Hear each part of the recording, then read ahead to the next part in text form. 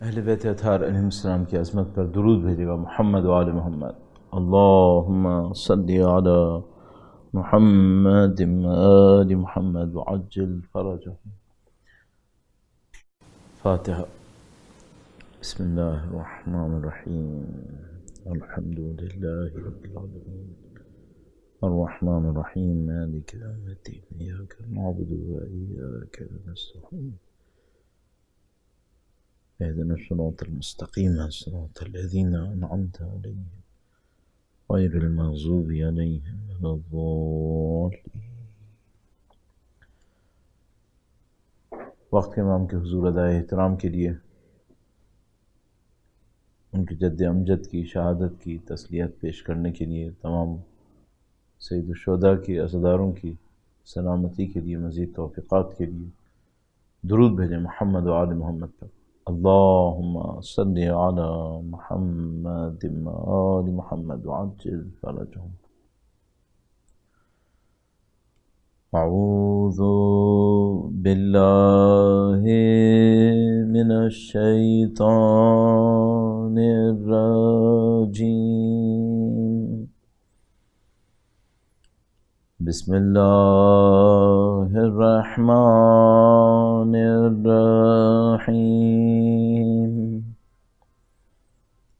الحمد للہ رب العالمین،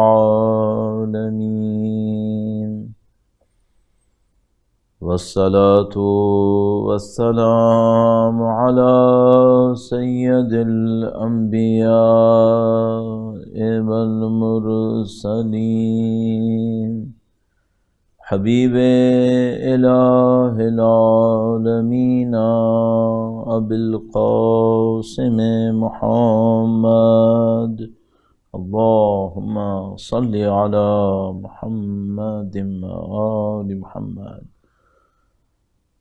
وعلی آلہ الطیبین الطاہرین، سیما بقیت اللہ فی الارضین۔ قال اللہ تعالی فی کتابہ الکریم، بسم اللہ الرحمن الرحیم، ام حسبت ان اصحاب الکہف والرقیم كانوا من آياتنا عجبا۔ درود بھیجے گا محمد و آل محمد پر۔ اللہم صلی علی محمد و آل محمد وعجل فرجہم۔ پروردگار عالم کا انتہائی احسان ہے، خدا نمسار کا انتہائی شکر ہے، اس نے ہمیں بے پناہ نعمتوں سے نوازا ہے، ایسی نعمتیں جن کا تعلق ابدی زندگی سے ہے، ایسی نعمتیں جن کا تعلق دنیا کی اس کم مدت کی زندگی سے ہے۔ شکر نعمت پہ خدا تعالیٰ کا قانون ہے، ان شکرتم لازیدنکم وَلَئِن كَفَرْتُمْ إِنَّ عَذَابِي لَشَدِيدٌ۔ شکر بجا لاؤ گے نعمتوں میں اضافہ فرمائے گا۔ میں رکا اس لیے کہ آیہ کریمہ کے اندر نہیں لکھا نعمتوں میں اضافہ فرمائے گا، آیہ کریمہ میں لکھا ہے کہ خود تمہارے وجود میں اضافہ فرمائے گا۔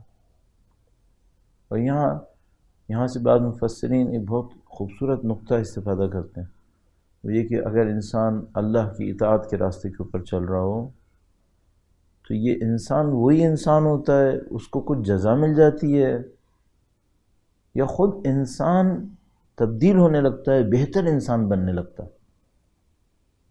تو ہماری دنیا میں ایسا ہوتا ہے کہ ہم بعض اوقات کسی انسان کو جزا دیتے ہیں لیکن اس انسان میں کوئی تبدیلی نہیں آتی۔ تو مثال کے طور پہ ایک انسان نے 30 دن کام کیا ہو، 30 دن کام کرنے کے بعد اس کو اس کی سیلری مل جائے، یا اس کو کوئی کمیشن مل جائے، یا اسے کوئی کانٹریکٹ میں سے حصہ مل جائے جو اس کی ارننگ ہو، انکم ہو، تو یہ انکم اس کے وجود کو تبدیل نہیں کرتی. ٹھیک ہے، اس سے وہ کھائے گا، پیے گا، چیزیں خریدے گا، آسائشوں کو لے گا، لیکن خود اس کا وجود اس انعام سے تبدیل نہیں ہوتا. خدا کی جزا ایسی نہیں ہے. خدا کی جزا خود انسان کو تبدیل کر رہی ہوتی ہے. لہذا خدا تعالیٰ نے فرمایا ان شکرتم لازیدنکم، اگر تم شکر بجا لاؤ گے میں تمہارے وجود کے اوپر اضافہ کروں گا. اب یہ ایک بہت اچھا اور اہم سوال ہے، وہ یہ کہ اگر کسی کا وجود بہتر ہونے لگتا ہے تو کیا ہونے لگتا ہے پھر؟ تو مثال کے طور پر اگر ہماری دنیا کے اندر کسی کا جسمانی وجود بہتر ہوتا ہے تو اس کی عمر بڑھ جاتی ہے، اس کے اندر طاقت زیادہ ہوتی ہے، مثلا وہ زیادہ مدت تک اپنے جسم کو کارآمد بنا سکتا ہے. اور اگر کسی کے وجود میں خدا اضافہ کرے تو پھر کیا ہوتا؟ تو اگر ہماری دنیا کے اندر کسی کا وجود، جسمانی وجود اچھا ہو تو نارمل انسان، اگر مثال کے طور پر پاکستان کا ایوریج جیسے کہ سننے میں آتا ہے 68 ایئرز ہے ایوریج لائف ایکسپیکٹنسی، تو مثال کے طور پر یہاں کسی کا جسم اچھا ہو تو وہ مثال کے طور پر 75 ایئرز جی لے گا، 80 ایئرز یا 90 ایئرز، 100 ایئرز. اور اگر خدا کسی کے وجود کو بڑھائے تو اس کو وہ طاقتیں ملتی ہیں جو دنیا میں کسی کو نہیں ملتی، اسے وہ علم نصیب ہوتا ہے جو دنیا میں کسی کو نصیب نہیں ہوتا. اور کسی طرح سے یہ موضوع ہمارے موضوع سے مرتبط ہے. یہ پوائنٹ ہماری گفتگو سے اور عرائض سے جن کو ہم لے کر ان مجالس میں عرض کر رہے ہیں اس سے مرتبط ہے. میں آپ کی خدمت میں عرض کروں گا، درود بھیجے گا محمد و آل محمد پر. اللہم صلی علی محمد آل محمد وعجل فرجہم. بلا کسی اور تمہید اور مقدمے کے، کل تک ہم نے آپ کی خدمت میں عرض کیا کہ اگر ہم اہل ولایت ہیں اور ہم امام کی نصرت کرنا چاہتے ہیں تو نصرت کرنے کے لیے صرف اتنا کافی نہیں ہے کہ ہم اس میدان میں کھڑے ہوں جس میدان میں امام وقت تشریف فرما ہوں، امام عصر تشریف فرما ہوں. ان کی ذات پر انشاءاللہ اس دعا کے ساتھ کہ خدا ہمیں ان تمام میدانوں میں حاضر ہونے کی سعادت دے جہاں امام ہمیں بلائے. درود بھیجیں محمد و آل محمد پر. اللہم صلی علی محمد آل محمد وعجل فرجہم. کل عرض ہوا کہ بعض اوقات جسمانی طور پر انسان اس میدان میں پہنچ جاتا ہے لیکن پرائرٹیز وہ پرائرٹیز نہیں ہوتی ہیں جو لیڈر کی طرف سے ڈیمانڈ کی جا رہی ہوتی ہیں، جو امام کی طرف سے طلب کی جا رہی ہوتی ہیں.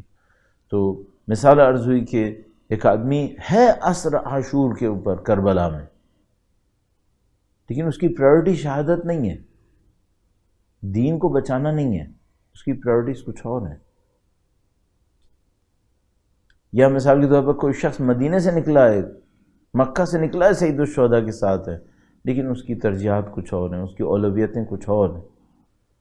تو جو بہت امپورٹنٹ ہے وہ یہ کہ بھئی میں اور آپ زندگی کہیں بھی گزار رہے ہوں، چونکہ خاص کر غیبت کا زمانہ ہے، ہمیں نہیں معلوم ہمارے امام اس وقت ہم سے کہاں ہونے کا مطالبہ کر رہے ہوں. ممکن ہے آپ نیوزی لینڈ میں تشریف فرما ہیں، کوئی امریکہ کے اندر ہو، کوئی اور دنیا کے کسی اور افریقہ کے کسی کونے کے اندر ہو، اور میں پاکستان کے اندر مثال کے طور پر.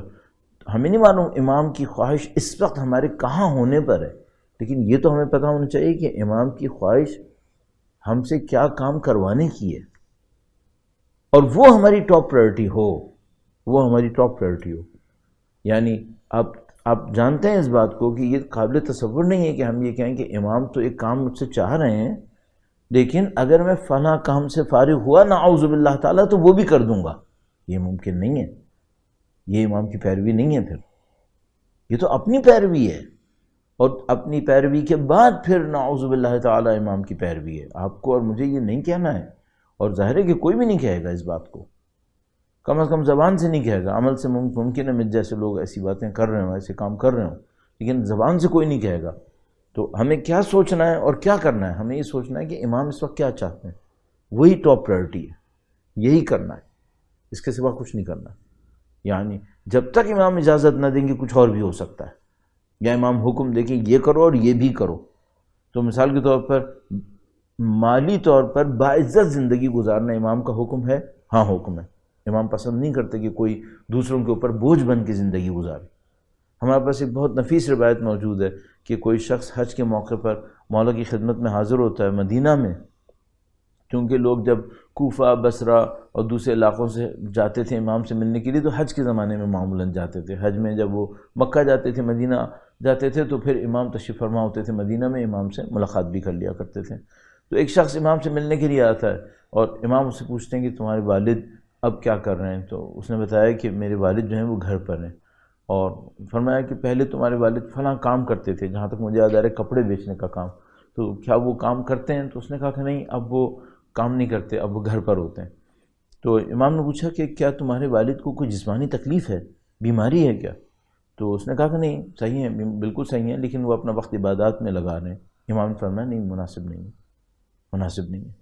اپنے والد سے کہو کہ وہ کام کریں، عبادات پہ توجہ دیں لیکن کام کو ترک نہ کریں.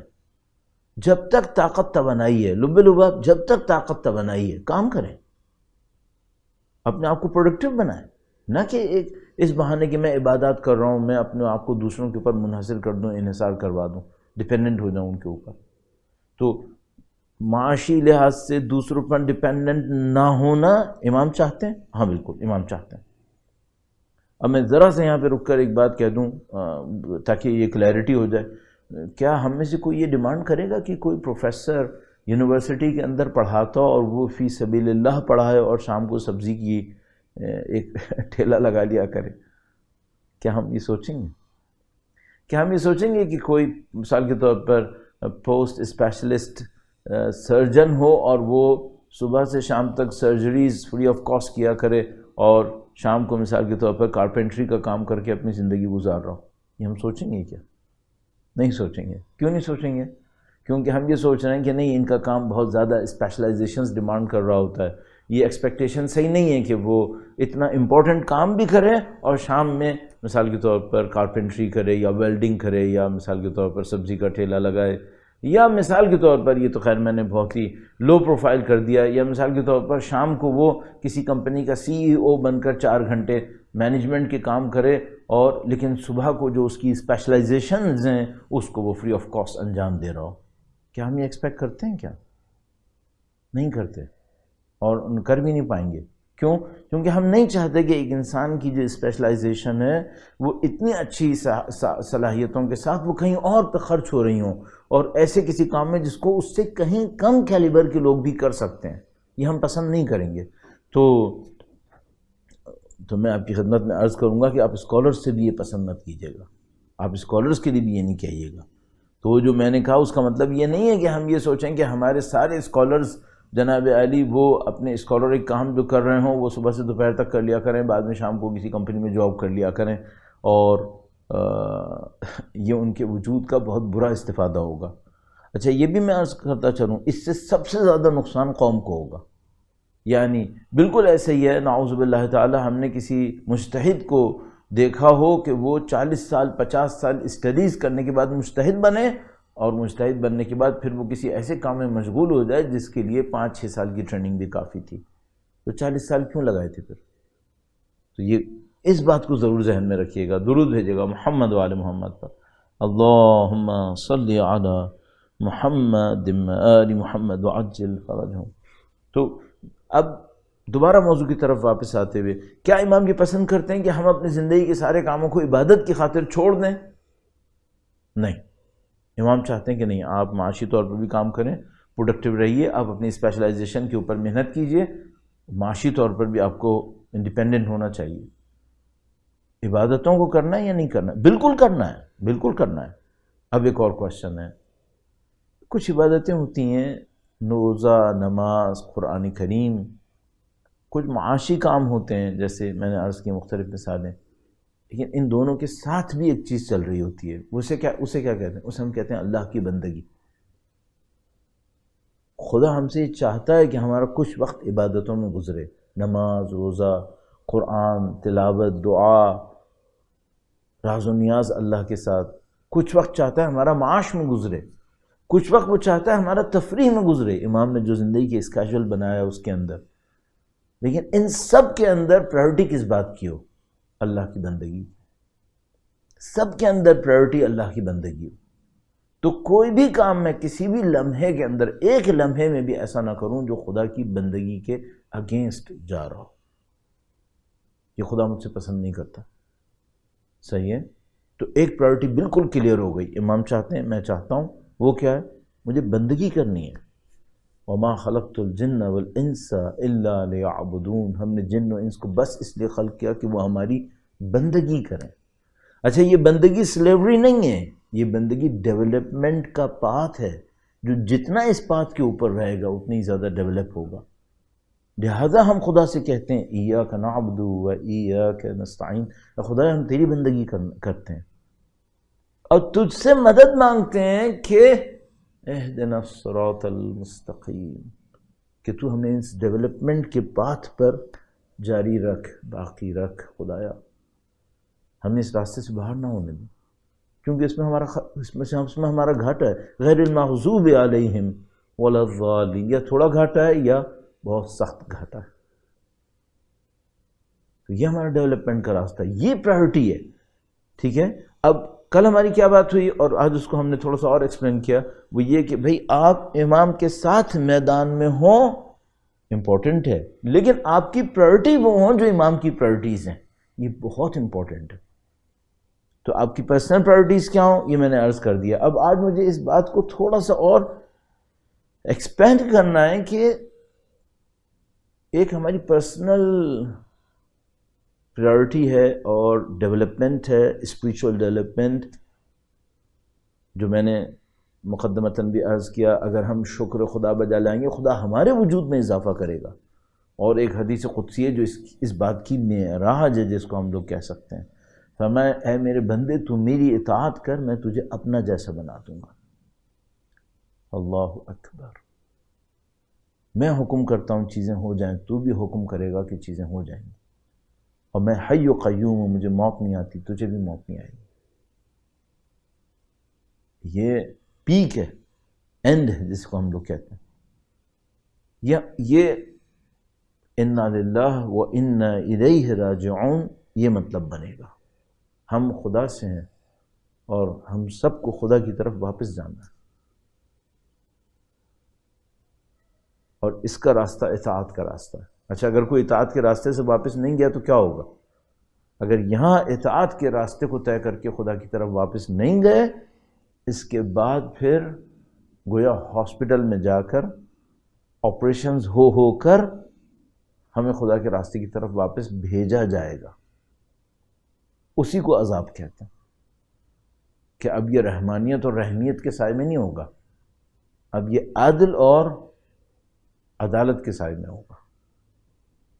ربنا عاملنا بفضلک یا کریم ولا تعاملنا بعدلک یا رحیم. اے خدایا ہم سے اپنے فضل و کرم کا معاملہ فرما، ہم سے اپنے عدل کا معاملہ نہ کر، کیونکہ جب تو عدل کرے گا تو وہی ہمارے لیے سزا بن جائے گی، وہی ہمارے لیے عذاب بن جائے گا، ہم نہیں جھیل پائیں گے.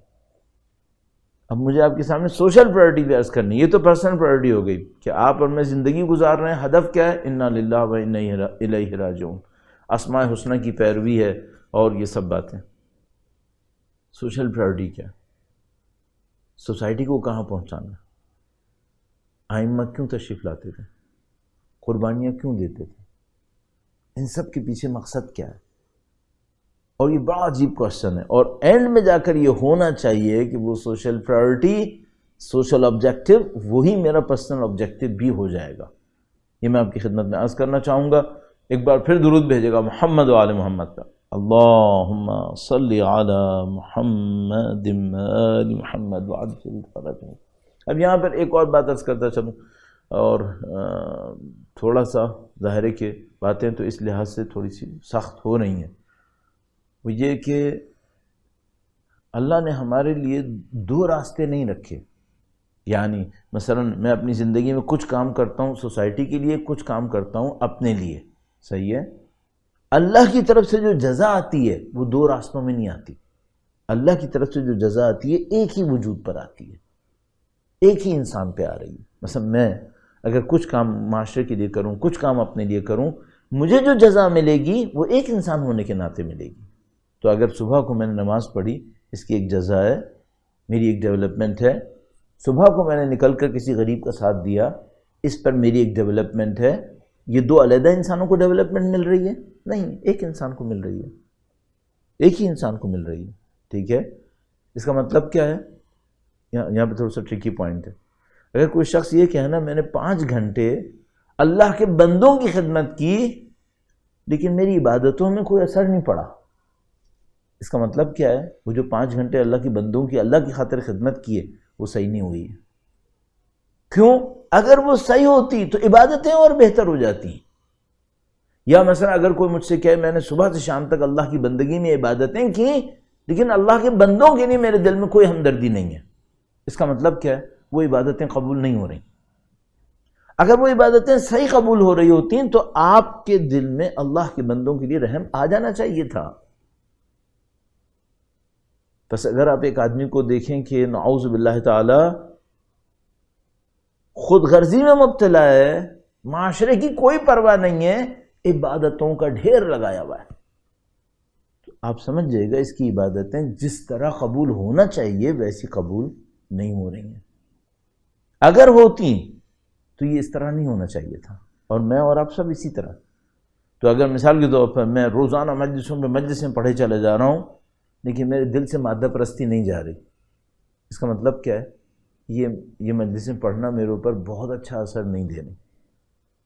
اگر یہ علم اہل بیت ہے اور یقیناً ہے، اور یہ میں خلوص نیت سے کر رہا ہوں، اللہ کرے تو میری روح کو اہل بیت کی طرف بڑھنا چاہیے تھا۔ اہل بیت مادہ پرستی پسند نہیں کرتے تھے، تو میں کیوں مادہ پرستی میں مبتلا ہوں؟ میں کیوں میٹیریلزم کے اندر پھنسا ہوا ہوں؟ تو معذرت کے ساتھ میں آپ کی خدمت میں آج بات عرض کروں گا، وہ یہ کہ اگر کوئی شخص دن میں 4 مجلسیں سنے اور رات کو آدھا گھنٹہ بیٹھ کے فحاشی دیکھے ٹی وی کے اوپر یا کسی اور چینلز ذریعے سے، اس کا مطلب کیا ہے؟ اس کی 4 مجلسیں صحیح قبول نہیں ہو رہی۔ اگر یہ قبول ہو رہی ہوتی تو اس کو اس گناہ سے نجات کیوں نہیں ملی ابھی تک؟ اور یہ بات پریکٹیکلی مجھ سے لوگوں نے کہی ہے کہ بھائی بعض اوقات ایسا ہوتا ہے ہم دن میں 2 دفعہ زیارت عاشورہ پڑھ رہے ہوتے ہیں لیکن ہم کوئی گناہ نہیں چھوڑ پا رہے ہوتے۔ تو جب میں پوچھتا ہوں ان سے تو پھر وہ خود اعتراف کرتے ہیں کہ ہاں ہم سے غلطیاں ہو رہی ہیں۔ کیا غلطیاں ہو رہی ہیں؟ زیارت عاشورہ کو صحیح نہیں پڑھ رہے، وہ بات نہیں بنا پا رہے، کنیکٹ نہیں کر پا رہے سید الشہداء سے، اور یہ نہیں کہہ پا رہے، یعنی کہہ تو رہے زبان سے انی سلم لمن سالمکم وحرب لمن حاربکم، لیکن دل کہیں اور جڑے ہوئے ہیں۔ تو کوفی بھی ایسے ہی تھے، کوفی بھی ایسے ہی تھے، ان کے دل امام حسین کے ساتھ تھے لیکن ان کی شمشیریں عبید اللہ ابن زیاد کے لیے کام کر رہی تھیں۔ کیوں؟ ان کا ایک دل امام حسین کے ساتھ تھا، ایک دل دنیا میں لگا ہوا تھا، قبیلے کے سردار کے ساتھ لگا ہوا تھا، جو سردار رشوتیں لے کر ان کو حکم دے رہا تھا وہ وہی کر رہے تھے۔ یہ کوفی کیا علامت ہیں؟ یہ کوفی اس بات کی علامت ہیں کہ سرنڈرڈ نہیں تھے سید الشہداء کے سامنے، انہوں نے اپنے وجود کو تقسیم کر لیا تھا، کچھ امام حسین کے لیے کچھ کسی اور کے لیے، اور جب مقابلہ ہوا تو کون جیت گیا؟ جو کسی اور کے لیے تھا وہ جیت گیا، عمر ابن سعد کی طرح۔ تو میں یہ رزق نہ لوں کیوں؟ عمر سعد کا انجام دیکھ لو، کوفیوں کا انجام دیکھ لو۔ تو اگر خدا نہ کرے نعوذ باللہ تعالیٰ میں بھی 2-3 مجلسیں کرتا ہوں اور شام کو پھر برائی میں نعوذ باللہ تعالیٰ مبتلا ہوتا ہوں، مرتکب ہوتا ہوں، تو اس کا مطلب میں کیا رسک لے رہا ہوں؟ میں رسک لے رہا ہوں کہ کچھ میں امام کے ساتھ ہوں، کچھ میں کہیں اور ہوں، اور جب کرٹیکل ٹائم آئے گا ڈیسیژن لینے کا تب پتہ نہیں میرا کون سا وجود میرے اوپر حاوی ہو جائے گا، وہ فیصلہ کر لے گا عمر ابن سعد کی طرح نعوذ باللہ تعالی۔ تو آپ کو اور مجھے بہت ہوشیار ہونا پڑے گا، اسی لیے میں بار بار آپ کی خدمت میں عرض کر رہا ہوں کہ بھئی آپ کا ایک جگہ پر ہونا کافی نہیں ہے، آپ کی لائف کی پرائورٹی وہ ہو، یہ بہت ضروری ہے۔ اب یہ جو سوشل موومنٹ ہے ساری، سید الشہداء تشریف لائے، قربانی دی، اہل بیت اطہار علیہ السلام نے 250 سالہ جد و جہد کی، شہادتوں پہ شہادتیں ہوئیں، 11 نسلیں شہید ہو گئیں۔ آبجیکٹو کیا ہے؟ کیا ہونا ہے؟ اس کو مجھے آپ کی خدمت میں عرض کرنا ہے تاکہ یہ میری اور آپ کی پرائورٹی بنے۔ پھر انشاءاللہ تعالی درود بھیجے گا محمد و آل محمد پر۔ اللہم صلی علی محمد آل محمد وعجل فرجہم۔ بہت سادہ سی بات ہے لیکن ایک لحاظ سے بہت سخت ہے۔ اچھا، میں احساس کر رہا ہوں کہ میں ان مجالس کے اندر بہت زیادہ واقعات کا سہارا نہیں لے رہا، اور میں کوشش یہ کر رہا ہوں کہ بہت کنسنٹریٹڈ بات کی جائے، ڈیوریشن بھی زیادہ لمبا نہ ہو تاکہ آپ اس کنسنٹریشن کے ساتھ اس بات پہ توجہ دے سکیں۔ اور میری خواہش کیا ہے؟ میری خواہش یہ ہے کہ ہمیں نہیں معلوم ہماری زندگی میں کتنا ٹائم باقی ہے، تو کم از کم آئیڈیالوجی کی حد میں ہم ایک کلیئرٹی تک پہنچے ہوئے ہوں۔ ایسا نہ ہو کہ ہم 20-25 سال زندگی کے گزار دیں ایکٹیو لائف کے، جو آپ کی اور میری جوانی کا ٹائم ہوتا ہے، یا پھر تھوڑا سا ادھیڑ عمر کا ٹائم ہوتا ہے جس میں پھر تھوڑی بہت طاقت باقی ہوتی ہے، اس وقت ہمیں کلیئرٹی نہ ملے، اور کلیئرٹی کب جا کے ملے؟ بڑھاپے میں، جب ہمارے جسم میں طاقت ہی نہ رہے۔ نہیں، یہ نہیں ہونا چاہیے۔ آپ کو پہلے سے کلیئرٹی مل جائے کہ بھئی آپ کہاں بڑھ رہے ہیں، کس طریقے سے بڑھ رہے ہیں۔ تو یہ جو ساری موومنٹ اہل بیت اطہار علیہ السلام کر رہے تھی، کس لیے تھی؟ اب میں ظاہر ہے ایسی بات سے شروع کروں گا جو ہم کہہ رہے ہیں یہ تو ہو ہی نہیں سکتا۔ مثلا نعوذ باللہ تعالی، صد نعوذ باللہ تعالی، کوئی یہ کہے کہ اہل بیت نے یہ سب کام کیے تاکہ ان کو کوئی حکومت مل جائے، نعوذ باللہ تعالی۔ طاقت کے لیے نہیں، ایسا ہرگز نہیں تھا۔ اس طاقت میں جو طاقت کے لیے ہو، یہ شرک ہے، بلکہ شاید کفر ہے۔ اگر کوئی شخص طاقت کو مانگے طاقت کے لیے، اس کو ہم فرعونیت کہتے ہیں، اس کو نمرودیت کہتے ہیں۔ طاقت کے لیے ہو، طاقت عزت کے لیے ہو، یہ فرعون ہے۔ انا ربکم الاعلی، یہ فرعون کا دعویٰ تھا۔ وہ قد افلح من استعلا، جو اوپر آ گیا وہ کامیاب ہو گیا، یہ فرعونیت ہے۔ کوئی طاقت چاہے طاقت کے لیے، یہ فرعونیت ہے، چاہے وہ طاقت ایک ٹرسٹ کی چیئرمین شپ ہی کیوں نہ ہو، چاہے وہ طاقت ایک ممبر کے اوپر آنا ہی کیوں نہ ہو۔ کہ مثال کے طور پر میں نے یہ کام کیا ہے کہ میں چند جگہوں کے اوپر پرومیننٹ ہو جاؤں۔ کیوں پرومیننٹ ہو جاؤں؟ مجھے اچھا لگ رہا ہے کہ میں طاقتور بنوں، یہ فرعونیت ہے۔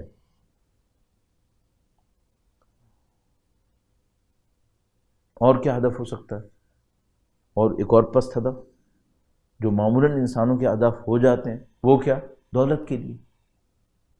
بعض ملکوں میں پیسہ خرچ کیا جاتا ہے طاقت لینے کے لیے، شہرت لینے کے لیے۔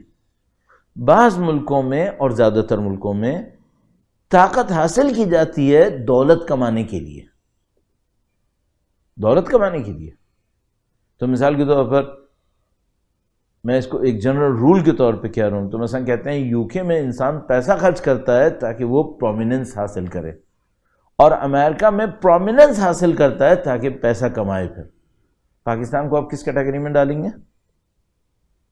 یہاں پہ لوگ طاقت حاصل کرتے ہیں تاکہ دولت کمائیں، یہاں پہ لوگ منسٹرز بنتے ہیں، ممبر پارلیمنٹس بنتے ہیں تاکہ پیسہ کمائیں اس کے اوپر۔ تو اگر پیسہ خرچ بھی کرتے ہیں تو ان کی انویسٹمنٹ ہوتی ہے، اس کے اوپر ان کو ریٹرن چاہیے ہوتا ہے۔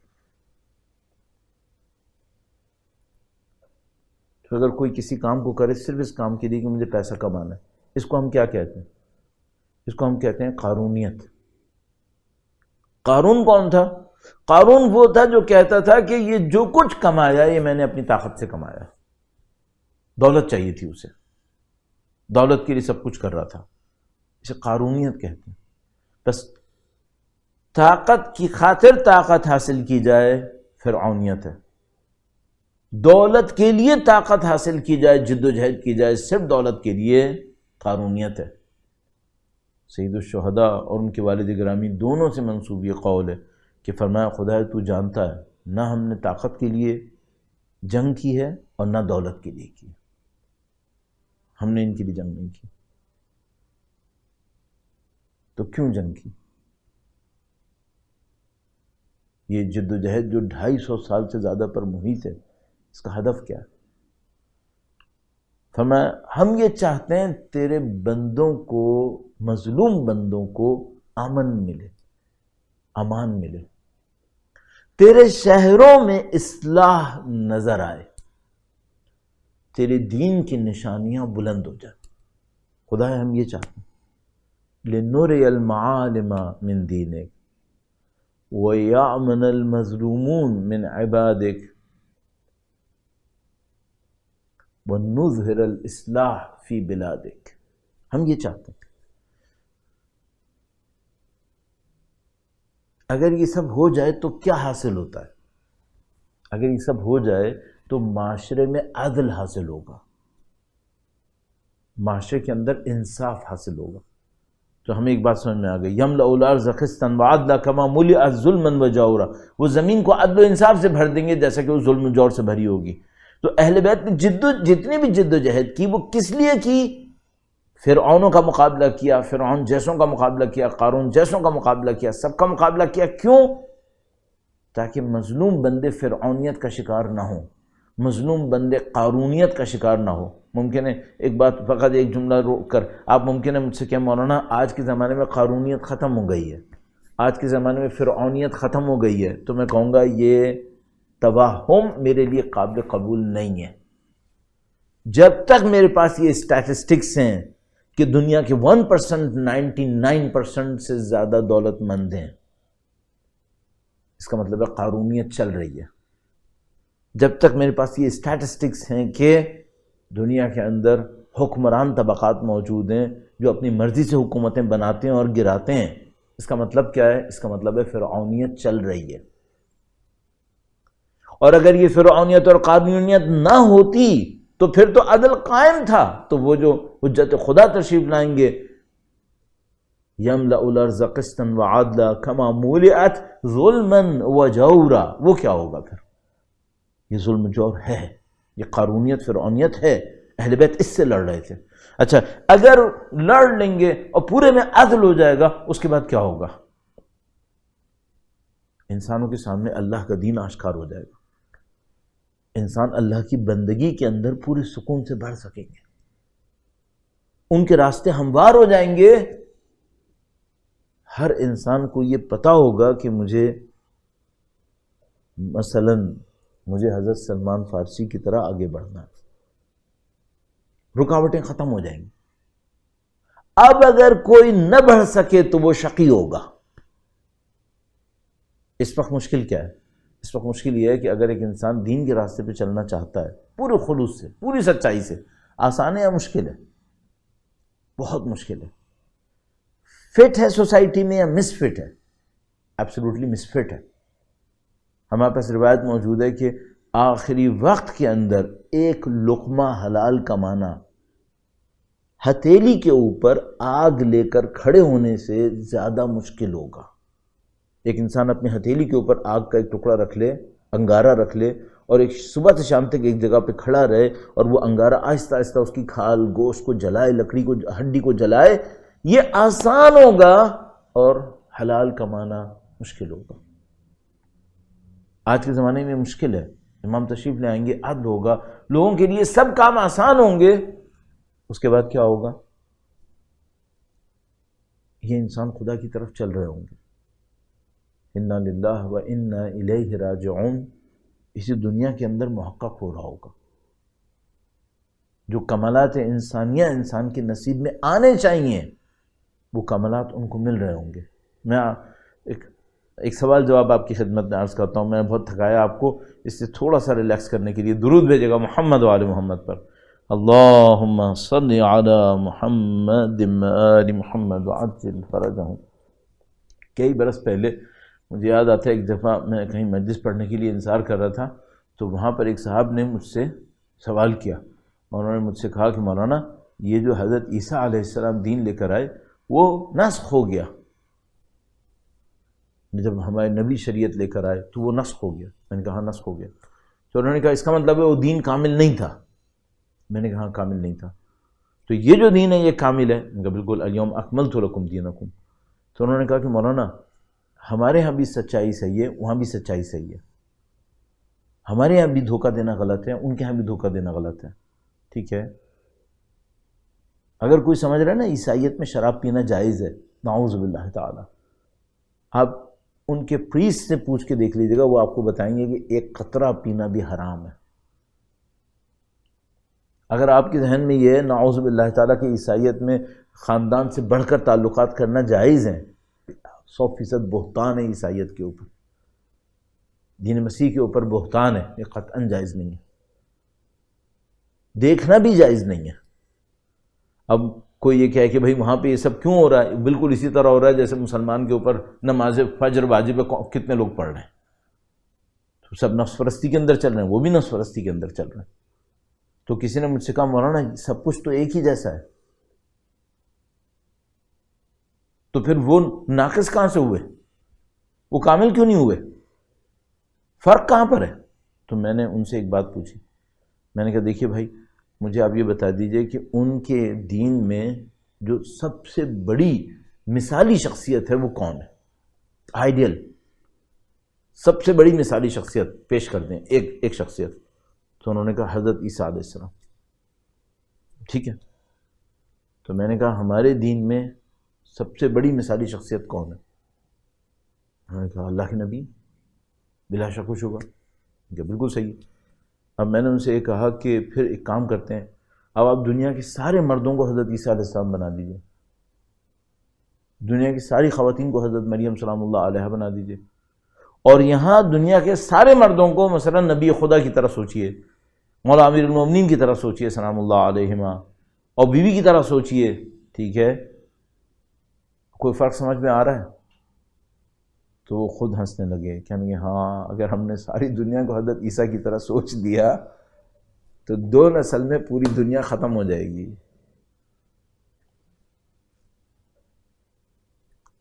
ہاں ایسا ہے، کچھ نہ کچھ کمی ہر شریعت کے اندر رہی ہے، شریعت نبی پہ جا کے کامل ہوئی ہے۔ جب امام تشریف لائیں گے، اہل بیت یہ چاہتے ہیں زمین پہ عدل ہو، انصاف ہو، مظلوموں کو حق ملے، انسان اپنی معنوی ترقی کی طرف جائے۔ صحیح ہے، ہم یہ سب باتیں قبول کر چکے۔ اب میں اپنے آپ سے ایک سوال پوچھتا ہوں، میں آج نیوزی لینڈ میں زندگی گزار رہا ہوں، آپ ہیں مثلا در حقیقت میں پاکستان میں زندگی گزار رہا ہوں، ٹھیک ہے، میں کچھ کماتا ہوں، میرا گھر ہے، میرے بچے، میری بیوی ہے، پرائرٹی کیا ہے؟ معاشرے میں عدل ہو، یہ میری پرائرٹی ہے، ٹاپ پرائرٹی، اتنی بڑی پرائرٹی کہ اس کے لیے میں جان دیتا ہوں، اس کے لیے میں ٹائم دیتا ہوں، اس کے لیے اپنا سب کچھ قربان کرتا ہوں، یا نہیں یہ میری سیکنڈ اور تھرڈ پرائرٹی ہے؟ یہ مشکل ہے۔ اچھا آپ مجھ سے کہیں گے مولانا اگر میں نے اس کو ٹاپ پرائرٹی بنا دیا نا تو میرے بچے غریب ہو جائیں گے، پھر وہ ایجوکیشن نہیں لے پائیں گے۔ چلو فرض کرو میں قبول کر لیتا ہوں کہ اگر میں نے اپنی ٹاپ پرائرٹی وہ بنا دی تو میری فیملی دنیا کی دوڑ میں پیچھے رہ جائے گی۔ اہل بیت کی رائے میں یہ نقصان ہے۔ حضرت سلمان فارسی کی فیملی دنیا کی دوڑ میں آگے گئی تھی، معذرت کے ساتھ۔ یہ ہمارا توہم ہے، یہ ہمارا توہم ہے کہ ہم ایک طرف سے وقت کے امام کا نام بھی لینا چاہ رہے ہیں، دوسری طرف سے جو دنیا کی دوڑ میں لوگ بھاگ رہے ہیں اس دوڑ سے پیچھے نکلنا بھی نہیں چاہ رہے۔ اچھا یہ بھی میں آپ کی خدمت میں عرض کرتا چلوں جسارتاً جرأتاً، وہ یہ کہ بھائی خدا آپ کی دنیا کو بھی ضائع نہیں ہونے دے گا، لیکن آپ کی پہلی کوشش دنیا بسانا نہ ہو، آپ کی پہلی کوشش ان پرائرٹیز کے اوپر کام کرنا ہو جو اہل بیت نے دی ہے۔ اور یہ وہ چیز ہے جو میں نے کتنے دن سے آپ کی خدمت میں زیارتوں کے الفاظ بار بار بیان کرتا ہوں، سلم لمن سالمکم، حرب لمن حاربکم، یہ سب چیزیں وہاں سے آ رہی ہیں۔ تو عزیزان محترم، آپ دنیا میں جہاں کہیں بھی ہوں اپنے آپ سے ایک سوال کرتے رہیے گا، آج امام وقت کی ٹاپ پرائرٹی کیا ہے؟ آج امام وقت سب سے زیادہ کیا چاہتے ہیں؟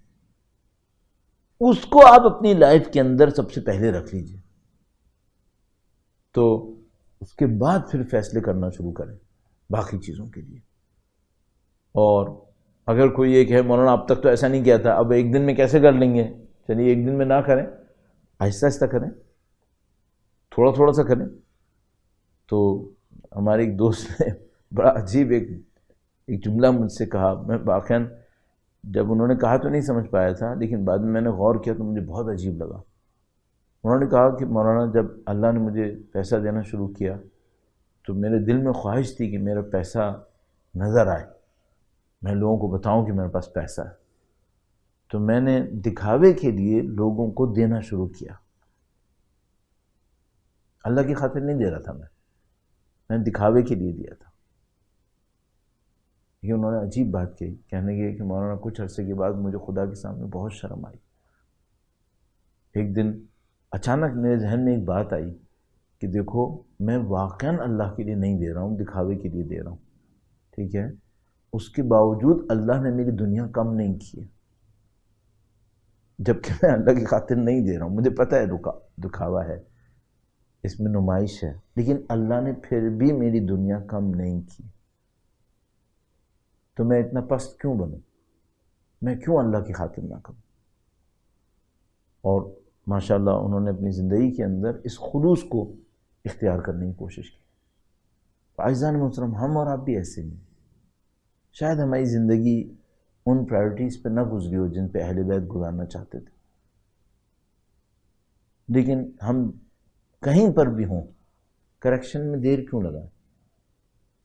اپنے آپ کو صحیح کریں.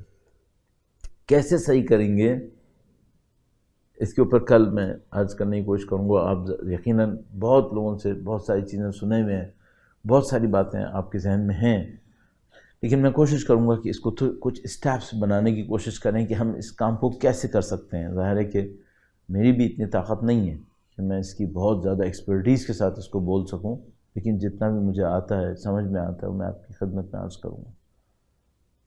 یہ وہ راستہ ہے جس پہ اہل بیت ہمیں چلانا چاہتے ہیں. اس کے لیے قربانیاں دے رہے تھے. آپ خود جانتے ہیں یہ بہت چھوٹی بات ہے کہ اہل بیت دنیا کے لیے قربانی دیتے. نعوذ باللہ تعالیٰ، سوچنا بھی غلط ہے. ان کی اتنی عظیم الشان ہستیاں تھیں، اور بہت سادہ سی ایک بات ہے کہ جو خود ملکہ کائنات ہو وہ دنیا کے لیے کیوں قربانی دے؟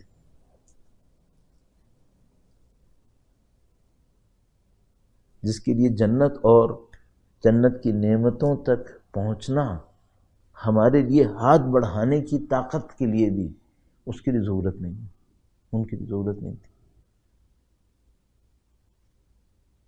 وہ دنیا کے لیے قربانی کیوں دیں گے؟ وہ دنیا کے لیے کیوں سوچیں گے جبکہ دنیا سے لاکھوں درجے بہتر نعمتیں ان کی دسترسی میں تھیں؟ تو کچھ اور سوچ رہے تھے. وہ نہ اپنی دنیا کے لیے سوچ رہے تھے، نہ اپنی جنت کے لیے سوچ رہے تھے، بلکہ وہ ہماری جنت کے لیے سوچ رہے تھے کہ ہمیں کس طرح سے وہاں تک لے کے جائے، اس کمال تک لے جائے، ہم کیوں محروم رہ جائیں.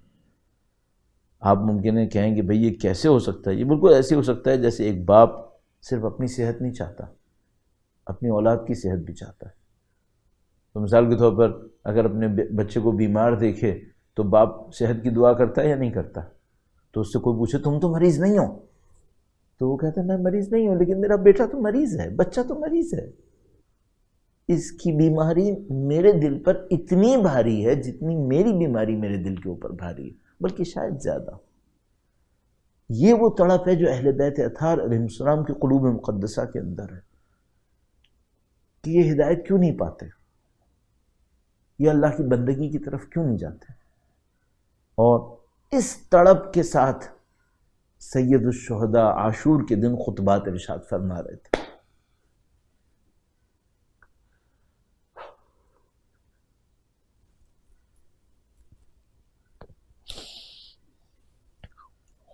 اس پیاس کے عالم میں، اپنی پیاس نہیں، اپنی اولاد کی پیاس کے عالم میں، سید الشہداء اس پیاس کے عالم میں جو ان کی اولاد کے اوپر تھی، اور وہ اتنی عجیب تھی کہ اگر کوئی عام انسان ہوتا تو ان آوازوں سے ہی شاید دنیا سے اس کی روح پرواز کر جاتی. بڑے بڑے جری یزید کے خیمے میں بعض اوقات رو پڑے ہیں جب انہوں نے بچوں کے بلکنے کی آوازیں سنی ہیں.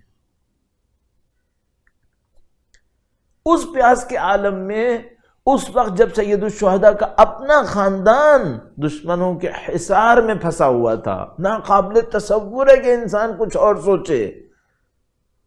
آپ ذرا عصر عاشور سے کچھ دیر پہلے کا سوچیے گا لمحہ، جب سید الشہداء کو پتا تھا کہ میرا علی اصغر خیمے میں پیاسا ہے، ان کو پتا تھا میری اہل خانہ خیموں کے اندر لاشوں کو اٹھا اٹھا کے تھک گئے ہیں، اور اس موقع پر جب امام تنہا رہ گئے، لشکر اشقیاء کے سامنے کھڑے ہو کر خطبے ارشاد فرما رہے تھے کہ شاید کوئی ایک دو چند افراد اس جہنم سے بچا پاؤں۔ اللہ اکبر۔ اور اصحاب سید الشہداء اس معرکے کے اندر سید الشہداء کے ساتھ تھے۔ حبیب ابن مظاہر کی شہادت ایسی ہوئی تھی، جب سید الشہداء نے خطبہ ارشاد فرمایا، ایک لعین نے اٹھ کر سید الشہداء کے لیے ایک جملہ کہا، حبیب سے برداشت نہیں ہوا، حبیب ابن مظاہر نے اس لعین پہ حملہ کیا، اس کو واصل جہنم کیا، اور دشمنوں نے حضرت حبیب کو اپنے حصار میں لے لیا۔ سید الشہداء اس موقع پہ خطبہ ارشاد فرما رہے تھے۔ یہ قربانیاں کیوں دے رہے تھے اہل بیت کے چاہنے والے؟ ان کو پتا تھا سید الشہداء کا ایک مشن ہے، سید الشہداء ایک مقصد کے ساتھ اس میدان میں اترے، ہمیں امام حسین کا ساتھ دینا ہے، اس مقصد کو حاصل کرنا ہے۔ وہ مقصد کیا ہے؟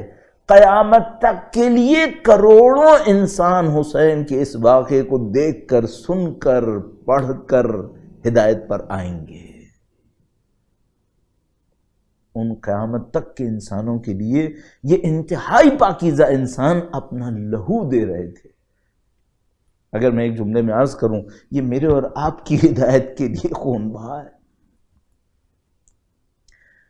ان کو پتا تھا کہ کچھ لوگ اتنے شقی ہوں گے کہ وہ اس واقعے سے بھی کوئی اثر نہیں لیں گے، لیکن ان کو پتا تھا کہ انسان عام انسان ہوا تو جب وہ یہ سنے گا کہ ایک لشکر غربت کے عالم میں، وطن سے دوری کے عالم میں، بھوک اور پیاس کے عالم میں ایک میدان میں محاصرہ کیا گیا اور اس نے سر تسلیم خم نہیں کیا، تو اس بات کی عظمت لوگوں کو جذب کرے گی۔ اس خاطر سید الشہداء پہلوانوں کو اپنے ساتھ نہیں لائے، بڑے بڑے جو سورما تھے جن کا کام میدانوں کو، نبرد کو، جنگوں کو جیتنا تھا، بعد سید الشہداء کے ساتھ آئے چلے، سید الشہداء کے ساتھ رک نہیں سکے، سید الشہداء نے جانے دیا۔ سید الشہداء کیا لے کر آئے؟ سید الشہداء پاکیزگیاں لے کر آئے، ایسی پاکیزگیاں جن کا دنیا میں کوئی مثال نہ ملے۔ لہذا عام جنگ ہوتی تو سید الشہداء کسی یتیم کا خون نہ بہنے دیتے۔ ادب بیان کرتے ہیں مثلا کہ اگر مثلا اسلام کے نام پر کوئی جنگ ہو رہی ہے اور کوئی ایک بچہ یتیم ہو اور مثال کے طور پر اس کی ماں کو اس کی ضرورت ہو، عام حالات میں بھی تو اگر ماں باپ کو ضرورت ہو تو رسول خدا قبول نہیں کرتے تھے۔ مثلا کوئی آ کر کہے کہ میرے ماں باپ ضعیف ہیں اور میں چاہتا ہوں آپ کے ساتھ جاؤں، تو رسول خدا کہتے تھے نہیں، اپنے ماں باپ کے ساتھ رہو، میں جہاد میں جانے کی اجازت نہیں دوں گا، اجازت نہیں دیتے تھے۔ آپ نے جملہ سنا۔ اب آپ مجھے بتائیے گا کہ سید الشہداء نے یتیم امام حسن کو جانے کی اجازت کیوں دی؟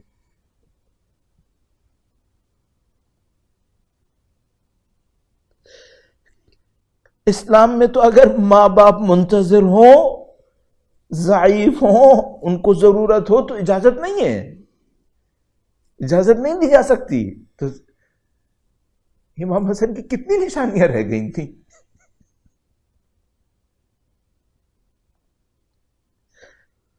امام حسن کی کتنی نشانیاں تھیں؟ یہ عزیز نہیں تھے امام حسین کو؟ امام حسین یتیموں کو خاص کر چاہتے تھے، ہم سب کو معلوم ہے۔ حضرت مسلم بن عقیل کے واقعے کے اندر جب حضرت مسلم بن عقیل کی صاحبزادی نے دیکھا کہ سید الشہداء خاص کر محبت سے پیش آ رہے ہیں تو فوراً کہا کہ چچا کیا میرے والد شہید ہو گئے؟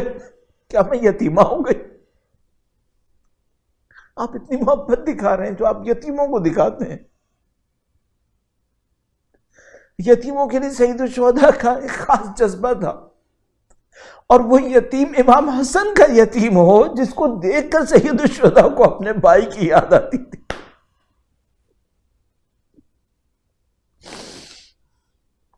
اور کس مظلوم بھائی کی یاد آتی تھی،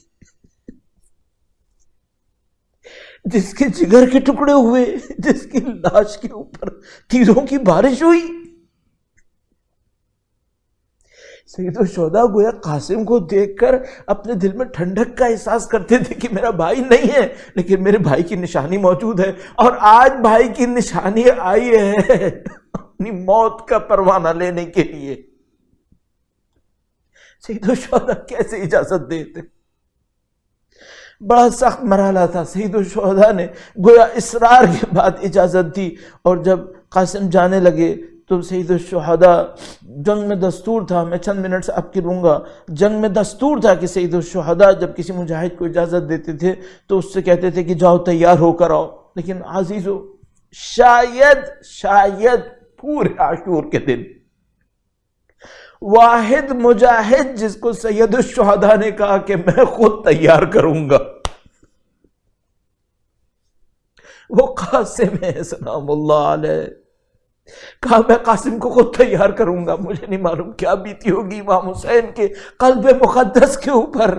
ایک ایک ذرا رکھی اور تیار کرتے جاتے تھے اور گویا روتے جاتے تھے۔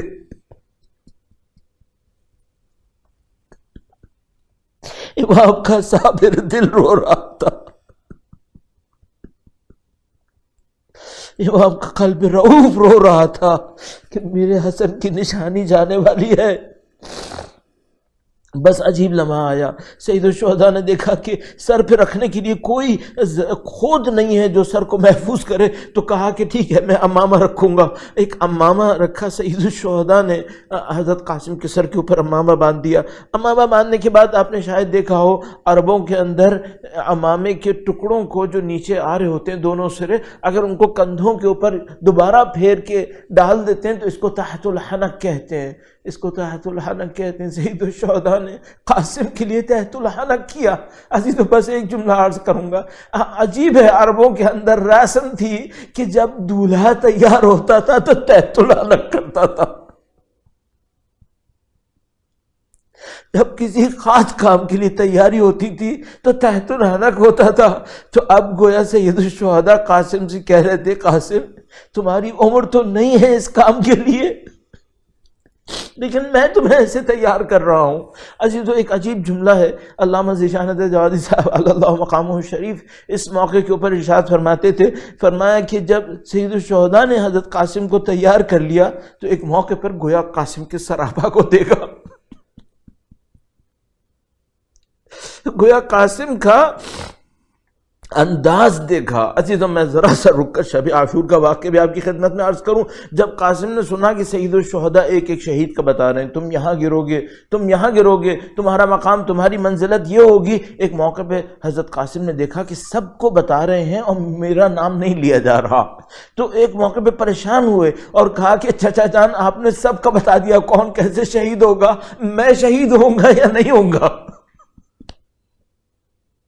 سید الشہداء کو بڑا قلق ہوا، گویا بہت سید الشہداء کو پیار آیا اپنے قاسم کے اوپر، اور قاسم سے کہا بیٹا قاسم تم شہید ہو جاؤ گے۔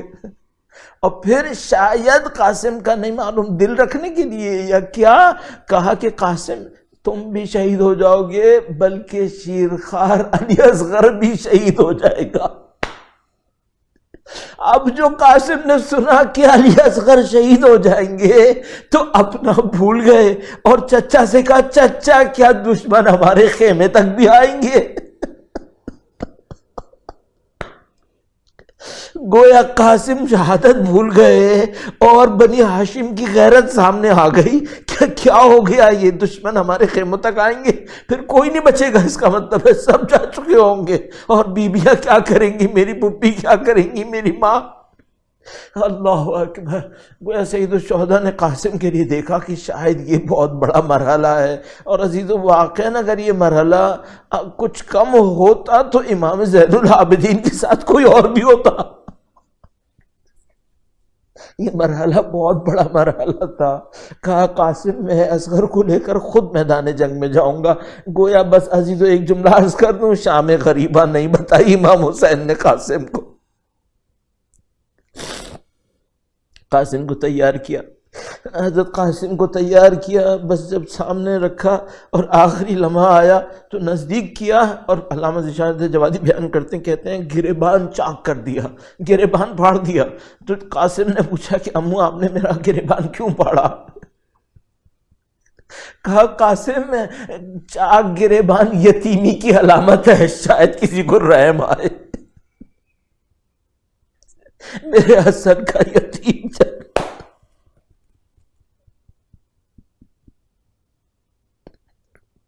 بس عزیزو، سید الشہداء نے عجیب امتحان دیا.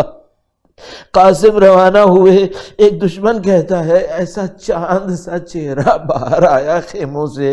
کہا کہ میں نے دیکھا چاند سا چہرہ تھا، اس کے سر پہ خود نہیں تھا، امامہ باندھا ہوا تھا چھوٹا سا، اور پاؤں میں جوتے کا تسمہ بھی کھلا ہوا تھا. کہتا ہے میں نے اپنے ساتھی سے کہا کہ میں اس کے اوپر حملہ کروں گا، یا شاید اس کے ساتھی نے کہا. تو اس نے اس سے کہا کہ ظالم تو اس بچے پہ حملہ کر کے کیا حاصل کر لے گا، اس بیچارے کی تو زندگی ویسے ہی خطرے میں ہے. وہ بچہ جب ضرب لگی تو زمین پر گرا. جب وہ زمین پر گرا تو اس نے ندا دی. قاسم نے پکارا چچا جان میری مدد کو آئی. جب سید الشہداء لپکے تو دشمن ڈرے کہ علی کا بیٹا آیا. جب وہ واپس جانے لگے تو قاسم کا لاچا پامال ہو گیا. اب قاسم کی آواز گھٹ گھٹ کر آتی تھی، اور جب سید الشہداء پہنچے تو کوئی آواز باقی نہ رہی. سید الشہداء نے بڑے تڑپ کر ایک جملہ کہا قاسم تیرے چچا کے لیے کتنا سخت ہے، تو بلائے اور میں نہ آ سکوں، اور جب میں آؤں تو کچھ نہ بچے. اللہ لعنت اللہ